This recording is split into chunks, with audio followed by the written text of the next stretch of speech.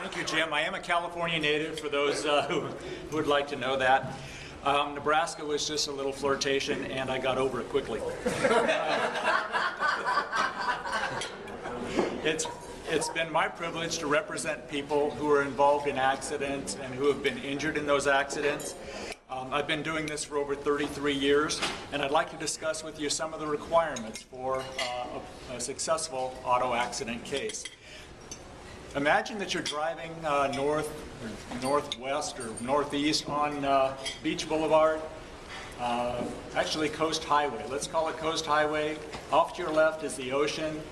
You've got your sunglasses on. John Thomas has a surfboard mounted on the roof. It's a good day. You're coming up to Beach Boulevard, and you see that the light is green ahead of you. As you get a little closer, you see, well, there's a pickup truck coming the opposite direction, and he's got his left turn signal on. You don't think anything of it. Everything looks normal. Just as you cross into the intersection, that pickup truck makes a sudden left turn right in front of you. You hit the brakes, but it's too late. There's a huge collision. The pickup truck flips over, lands on its roof. The front end of your car is completely smashed in. The first thing you feel is just nothing. You're just in shock. And then you feel pain all over. You can't really identify what hurts the most. And then you realize that what really hurts is your right knee where it hit the dash and your left forearm where the airbag hit it. Paramedics come, and you're strapped into an ambulance and you're taken to the emergency room. After a couple of hours, they do x-rays, CAT scans, MRIs, and they introduce you to the trauma team. They admit you to the hospital, and they prep you for surgery. The following morning, they take you into surgery. They put a plate and screws into your forearm. They tell you that your right knee has been crushed. They do the best they can to reassemble it. After about 3 days in the hospital for observation and pain control, you're released. That's as long as your health insurance company will let you stay in the hospital.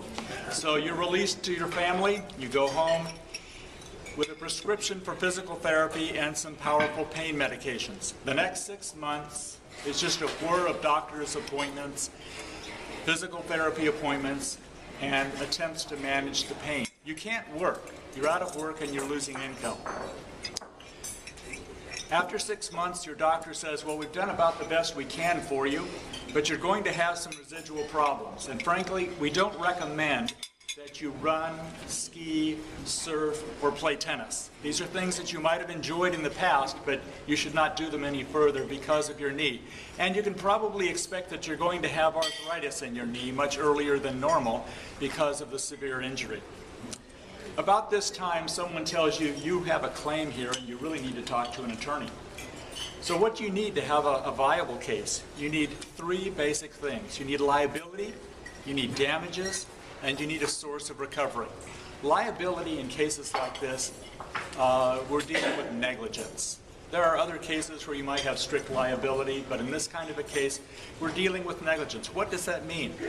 Typically, it just means not doing what an ordinary person, a careful person, would do under the same circumstances. In this case, the driver of the truck is making a sudden left turn in front of you. Typically, that's going to be considered negligence. Now, what about the driver saying, well, it was not entirely my fault. You were speeding at the time.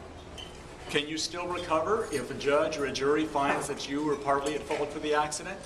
Well, yes, California is a comparative negligence state. That means that you can recover for the other party's percent of the fault. So if they find that the other driver was 70% at fault and you were 30%, you can collect 70% of your damages.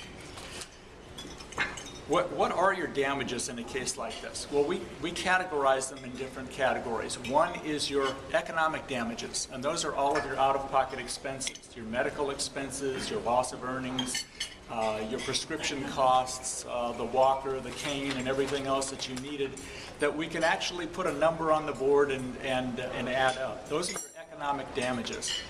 You're also entitled to non-economic damages, and this is the pain and suffering, both the physical pain and the mental suffering that you go through because of the accident, and importantly, the loss of enjoyment of life. the inability to engage in the activities that you used to engage in. And this goes for both past and future. So if you're not able to engage in those activities in the future, you can make a claim for that as well. There's a third category that's talked about a lot but is not used often, and that's punitive damages. In order to get punitive damages, you need to prove malice, fraud, or oppression. Usually it's malice in a case like this, where you can show a disregard for the rights or safety of others. This would occur typically if you have a driver who's maybe been convicted of drunk driving several times, and he goes to the bar and he drinks again knowing he's going to be driving home. In that case, you'll probably find malice and you can get damages, not so much to compensate you, but to punish the other driver. The next thing we need is a source of recovery. You can have good liability and great damages, but if there's no source of recovery, you're still nowhere on the case. Typically, the recovery is going to be from the other person's insurance policy. They'll have liability coverage that will protect them and will pay you. There may be other sources of recovery. He might have been working for someone and in the course and scope of his employment. If that's the case, you might have a claim against his employer and their insurance company. You could have an uninsured or self-insured company. For example, if he was driving a county vehicle, the county's self-insured, so you would have a claim against the county, and you may not even deal with an insurance company. Ultimately, you might find that the other person was uninsured. In that case, what do you look to? You have to look to your own uninsured motorist coverage. And that's why I highly encourage people to buy high limits on their uninsured motorist coverage. That will protect you even if he has some coverage, but you have higher limits. So if he has a $15,000 policy and you have a $100,000 claim, you can collect the $15,000 from his policy and then go after your own coverage for the additional $85,000. So that's important that you have good coverage. So those are the three things that you need. You need good liability, you need good damages, and a good source of recovery.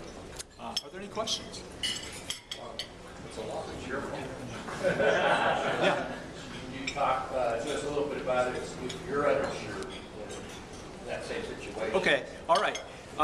The law requires that you carry auto insurance. If you don't have auto insurance, you cannot collect for your non-economic damages, your pain and suffering damages. You can collect for your out-of-pocket expenses, which includes your loss of earnings and your medical expenses, but Prop 213 prohibits you from collecting for your non-economic pain and suffering damages if you don't have insurance. So be sure that you're insured and be sure that you have good limits, particularly your uninsured motorist limits.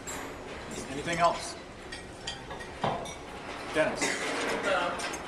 Watercraft, motorcycles, dirt bikes, all the other peripheral vehicular kinds of things that go on with that. Do those same kind of rules apply? Can you give us a minute or so on that? For the most part, the same rules apply. Negligence will apply if you're on a watercraft and someone cuts across in front of you. They're supposed to act as a reasonable person would act. Same thing with motorcycles. A good part of my practice is representing people who are motorcycle riders, and left turn accidents seem to be the most common accidents that I see. I don't know if drivers don't notice the motorcyclists or just don't pay attention to them, but many times they will make left turns in front of them or make lane changes into them. It's the same principles of negligence that apply. Yes, Dr. Schran. Ramifications if you're driving somebody else's car? Well, it depends on the insurance policy. Some insurance policies will allow permissive use and they will cover it. There are policies out there, though, that name specific drivers and will only cover that driver or only that particular driver with that particular vehicle. So you need to check your insurance policy and you need a good insurance agent. I just happen to know a good one. Yes, Dr. Schran. Are you required to have a license to ride a bicycle? If you don't, you get an accident. Well, a license, whether you're talking about a driver's license or a license on a bicycle, that doesn't affect liability on a case. So even if you didn't have a license, that wouldn't affect your ability to collect on an accident that was someone else's fault. Bicycle licenses usually are controlled by the cities. And so it just depends on what city you live in, whether you need to have a license or not. Yes. Eric, Art, anything else? Really, a bicycle license? Are you kidding me? No, it's actually a registration of the bicycle. It's not a license to ride Oh, I it. was gonna say a license. Dr. Yamamoto? Remember the loss of consortium? Yes. Okay, a loss of consortium claim is available if you're married, and there's a breakdown in the marital relationship because of serious injuries. Your spouse will have an independent claim on your case for that loss of consortium. So that's interesting because it also plays into the insurance coverage because it comes under the per accident coverage rather than the per person limit. All right, that's it. Thank you very much.